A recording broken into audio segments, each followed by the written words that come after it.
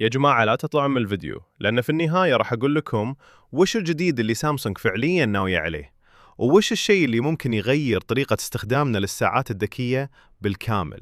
خلكم معاي للنهاية لأن الموضوع يستاهل.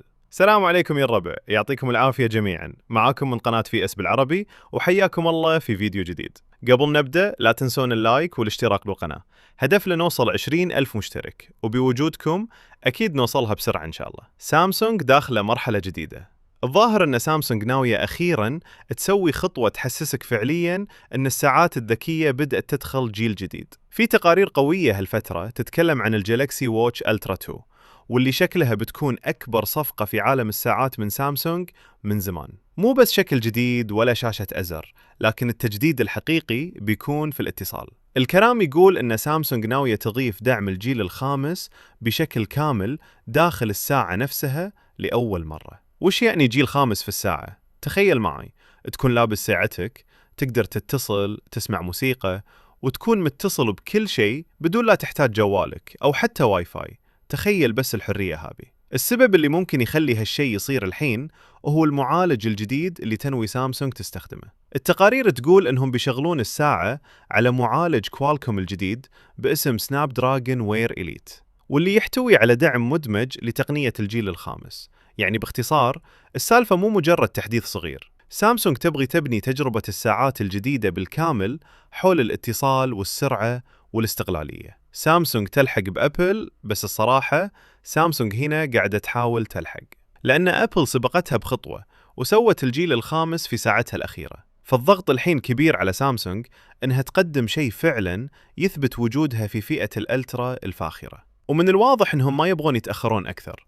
التوقيت ممتاز، لأن كل التوقعات تقول إن جالكسي ووتش ألترا 2 بتنزل في الصيف الجاي، بنفس الوقت اللي سامسونج عادة تطلق فيه أجهزة الفولد الجديدة وسلسلة الساعات العادية. اختلاف النسخ ومعالجاتها، لكن الشيء المهم هنا مو كل الساعات راح يكون فيها الجيل الخامس، لأن في تسريبات تقول أن النسخة العادية من جالكسي ووتش 9 بتكمل بمعالج سامسونج إكزينوس من سلسلة دبليو، يعني بيخلون مزايا الجيل الخامس حصرية لخط الألترا فقط. وهالشيء منطقي، لأن سامسونج تبغى تخلي فئة الألترا مميزة فعلا، ويكون عندها ميزات الناس تشتريها عشانها فقط. وش ننتظر منه فعلا؟ وهنا نرجع للسؤال الأهم، هل الجيل الخامس فعلا شيء نحتاجه في الساعة؟ بوجهة نظري وجود الجيل الخامس خطوة مرة متقدمة، خصوصا مع اتجاه الساعات إنها تصير مستقلة أكثر. لكن النجاح الحقيقي بيكون لو سامسونج قدرت توازن كل هالمزايا مع أداء ممتاز وبطارية تعيش أطول. لأن الفايدة مو بس إضافة ميزة جديدة، الفايدة إنك تخليها فعلا مفيدة للناس يوميا. خلونا نكون صريحين، سامسونج من أول الشركات اللي دفعت تقنية الجيل الخامس في الجوالات، والحين بعد سنين وصلنا المرحلة اللي يمكن فيها نشوف التقنية هذه داخل الساعات.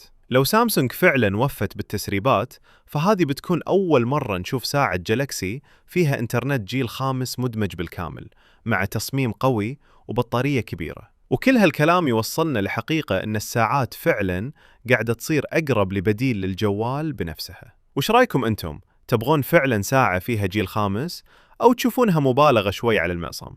اكتبوا لي رأيكم تحت في التعليقات، وخلونا نشوف وش توقعاتكم للنسخة الجاية. ولا تنسون يا الربع، دعمكم يعني لنا الكثير. سووا لايك واشتركوا في قناة في اس بالعربي، وخلونا نوصل 20,000 مشترك قريب إن شاء الله.